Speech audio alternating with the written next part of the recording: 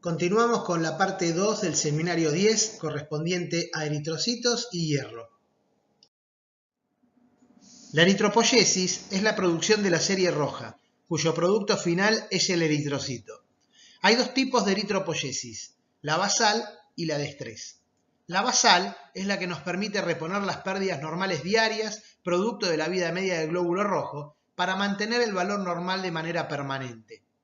La eritropoyesis de estrés, en cambio, es la adaptación a la mayor demanda, como por ejemplo la hipoxia tisular, el descenso de la masa eritrocitaria o el descenso de la vida media del glóbulo rojo.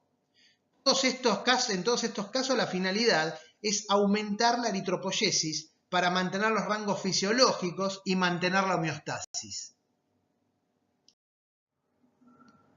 El proceso de diferenciación de los elementos eritropoyéticos desde el primer elemento identificable, que es el pronormoblasto, hasta el eritrocito maduro, se caracteriza por una progresiva disminución del tamaño celular, gradual cambio de coloración citoplasmática que pasa de basófila a eosinófila, debido a que cada vez hay más cantidad de hemoglobina presente, y progresiva condensación y achicamiento del núcleo hasta su expulsión definitiva, transformándose ahí en reticulocito.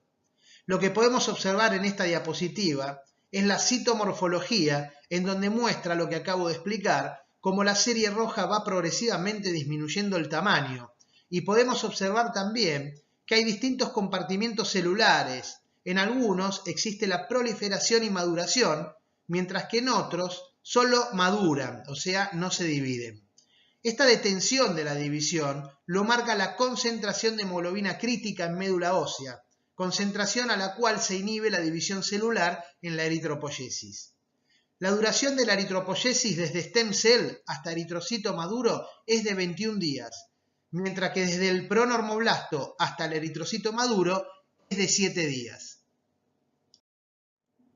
Acá podemos observar diferentes estadios de la eritropoyesis en un frotis. Este es el eritroblasto basófilo. El segundo que estoy marcando es el eritroblasto policromatófilo. Es el último elemento de la serie roja que se divide, el policromatófilo. Este tercero que marco es el eritroblasto ortocromático. Es el último elemento de la serie roja que posee núcleo. Cuando expulsa el núcleo, pasa a estadio de reticulocito.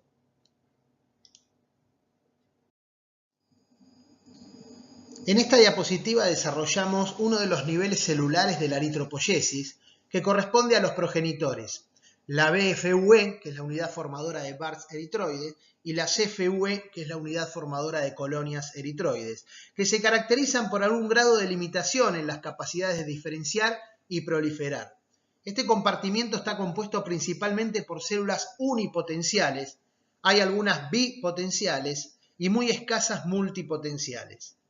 Estas células progenitoras no tienen capacidad de autorrenovación, a diferencia de las stem cell, y son más numerosas y mitóticamente más activas que las células madres. El nido eritropoyético se encuentra en el microambiente medular y es donde se produce la proliferación y diferenciación celular a través de factores reguladores.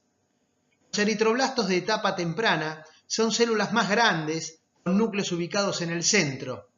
Los eritroblastos más diferenciados son células más pequeñas que contienen núcleos ubicados adyacentes a las membranas plasmáticas. Los núcleos expulsados sufren fagocitosis por el macrófago central, que es la célula nodriza, que es un macrófago especializado medular que le aporta hierro y eritropoyetina a los eritroblastos en maduración. Los reticulocitos jóvenes multilobulados se fijan inicialmente a la superficie del macrófago y posteriormente se desprenden para pasar al compartimiento intravascular. El tejido hematopoyético, por medio de receptores de anclaje con moléculas de adhesión como BCAM1 y CAM4, se sitúa en nichos específicos formados por células del estroma en los sinusoides medulares. En un momento crítico de la frecuencia madurativa, se va a producir el paso de células hematopoyéticas diferenciadas desde los cordones medulares a la sangre periférica a través de la pared sinusoidal, que está constituida por el endotelio, la membrana basal y la capa adventicia. Las interacciones eritromacrófago en el nicho eritroide que observamos en esta diapositiva incluyen al eritroblasto alfa 4 beta 1 que une con el macrófago que tiene BCAM 1, el eritroblasto ICAM 4 que une con el macrófago alfa 5 integrina y la unión homofílica mediada por EMP entre el eritroblasto y el macrófago. El EMP es una proteína eritroblasto macrofágica que solo permite la unión homóloga de dos receptores idénticos, pero que pueden unirse entre ellos. El reticulocito es de mayor tamaño que el eritrocito. Surge cuando el eritroblasto ortocromático expulsa el núcleo. Tiene pocas mitocondrias y ribosomas y restos de aparato de Golgi. Se denomina reticulocito debido a que con el colorante azul brillante de cresilo precipita el ARN ribosomal formando un punteado o un reticulado.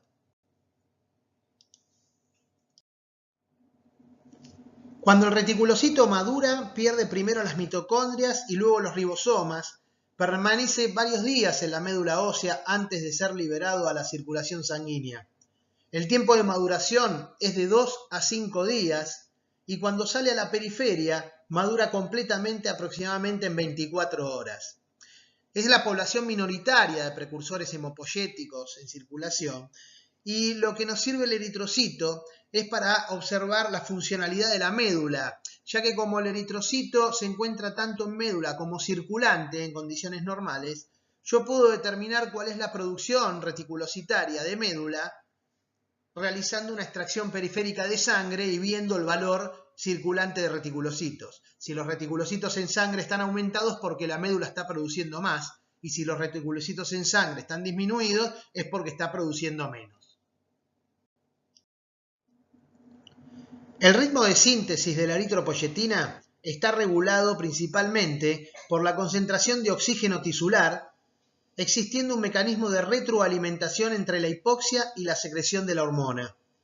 En el adulto, la eritropoyetina es producida principalmente por el riñón en un 90%, siendo muy bajo el porcentaje de síntesis hepática, que es del 10% aproximadamente.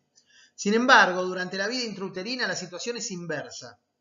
Como podemos observar en esta diapositiva, es un ciclo en el cual, ante una situación de hipoxia, se va a estimular la síntesis de eritropoyetina y por ende la síntesis de precursores para aumentar la masa roja circulante.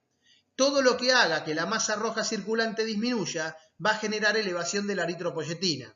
Por ejemplo, disminución de la presión de oxígeno atmosférica, alteración de la función cardiopulmonar, la hipovolemia, anemia, aumento de la afinidad de la hemoglobina por el oxígeno.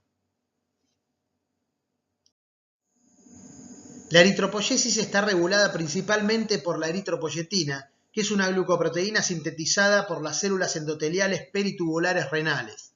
La eritropoyetina es responsable de la producción de eritrocitos, tanto en el feto como en el recién nacido y en el adulto.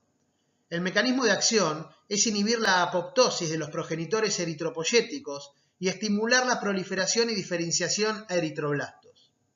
Su rol es crítico para la síntesis de células rojas, porque si bien hay otros factores, como la trombopoyetina, factor de crecimiento hepático, que pueden intervenir en los mecanismos eritropoyéticos actuando en forma sinérgica o junto con la eritropoyetina, la ausencia de eritropoyetina es incompatible con la vida desde la gestación. El elemento principal de organización del sistema regulador es un factor de transcripción específico, el factor inducible por hipoxia 1, HIF1. En presencia de oxígeno, la subunidad alfa del HIF1, o sea el HIF1 alfa, se degrada. Por el contrario, en hipoxia, aumenta su síntesis, el HIF1 alfa se trasloca al núcleo, donde unido al HIF1 beta actúa como factor transcripcional de genes de eritropoyetina. Una pregunta importante es responderse si siempre que haya hipoxia va a aumentar la producción de reticulocitos. Uno sabe que ante una hipoxia esperaría encontrar eso. El tema es entender cuáles son las causas de hipoxia. O sea, siempre se responde de la misma manera ante una hemorragia, ante una hemólisis, ante una insuficiencia renal, déficits nutricionales o alguna patología medular. Todos estos casos provocan hipoxia, pero no todos responden de la misma manera. ¿Por qué? Porque para que funcione de esta manera, ante toda hipoxia, lo que uno conoce es que el riñón va a liberar eritropoyetina, como está indicada en la diapositiva. La eritropoyetina va a ir a la médula ósea y en la médula ósea se va a realizar la eritropoyesis, aumentando el número de reticulocitos y finalmente el número de glóbulos rojos. Pero dependiendo cuál es la causa, esto se va a producir o no. En el caso de la hemorragia y la hemólisis, pérdida de sangre, destrucción exagerada de glóbulos rojos, esto va a funcionar, ya que nada de lo que está en esta diapositiva se va a ver alterado. Ahora, ¿qué pasará si hay una insuficiencia renal? Si hay una insuficiencia renal, el riñón no va a poder liberar eritropoyetina. Por lo tanto, no va a llegar la eritropoyetina a la médula ósea y la médula no va a poder responder. Ahí tenemos un caso en el cual no voy a tener reticulocitosis ante esa hipoxia. En el caso de los déficits nutricionales o la patología medular, lo que va a estar dañada es la médula, ya sea por una patología en sí o porque tengo carencia de hierro, de vitamina B12 o ácido fólico. Si el riñón funciona como corresponde, libera la eritropoyetina, va a ir a la médula, pero si la médula no tiene cómo responder, no va a producir reticulocitos. En concreto, no siempre ante una situación de hipoxia, la médula va a poder responder con aumento de reticulocitos. La interacción de la eritropoyetina con su receptor de eritropoyetina, lo que provoca es un cambio conformacional de este receptor, provocando la activación de la maquinaria de transducción de señales intracelulares. Estas vías son muy complejas y han sido caracterizadas parcialmente. La eritropoyetina se une a los receptores de superficie de los precursores eritroides en la médula ósea para regular la proliferación, maduración y sobrevida. Aparentemente estos receptores son expresados principalmente en la unidad formadora de colonias eritroides y en los pronormoblastos. Una molécula de eritropoyetina activa el receptor, induciendo su dimerización y el cambio conformacional que es necesario para la activación, mediada por la transfosforilación de la proteína JAK2, que se encuentra unida al receptor en el dominio transmembral. La JAK2 fosforila 8 residuos tirosina en el dominio citoplasmático del receptor, los cuales sirven como sitios de acople para varias proteínas de señalización intracelular que contienen dominios SH2. Estas proteínas son a su vez fosforiladas y activadas en residuos tirosina, y una de estas proteínas es el transductor de señal y activador de la transcripción STAT5, que se disocia del receptor de eritropoyetina y se trasloca al núcleo para activar numerosos genes blancos como el BCL-XL, que es un inhibidor de la apoptosis. La expresión de la proteína STAT5 declina rápidamente los estadios finales de maduración eritroide, como el eritroblasto policromatófilo y ortocromático. La inhibición de la apoptosis por la vía de del receptor de EPO activado con JAK2 es fundamental para la diferenciación eritroide. Finalmente, se ha demostrado que la regulación del calcio intracelular por la EPO es otro de los mecanismos de señalización que controlan la proliferación y diferenciación de las células eritroides a través de canales de calcio independientes de voltaje. La EPO estimula la entrada de calcio a la célula no solamente en ciertos progenitores eritroides como la unidad formadora de Bartz eritroides, sino también en células no eritroides como los mioblastos, expandiendo la población de progenitores durante su diferenciación. La eritropoyetina no es exclusiva de la serie roja. Se han demostrado en los últimos años que otros tejidos también la pueden producir. El más estudiado fue el sistema nervioso central, donde se ha demostrado producción de EPO y existencia de receptores para EPO en neuronas y algunas células de la glía.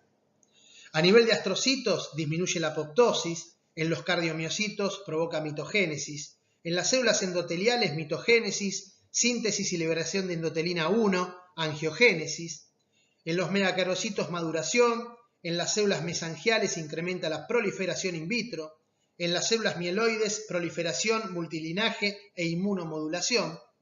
En las neuronas el efecto trófico, disminución de apoptosis, incremento de la concentración de monoaminas. En las células renales mitogénesis, al igual que en las células prostáticas. Y en el músculo liso vascular, contracción. También podemos encontrar factores que regulan en forma negativa la eritropoyesis, como el factor de necrosis tumoral alfa, el factor de crecimiento transformante beta, el interferón gamma, la interleuquina 6, entre otras, que son citoquinas que se producen en los procesos inflamatorios agudos y crónicos y en enfermedades degenerativas. Estas citoquinas lo que van a hacer es inhibir la producción de eritropoyetina renal y también la proliferación de progenitores eritroides de la médula ósea.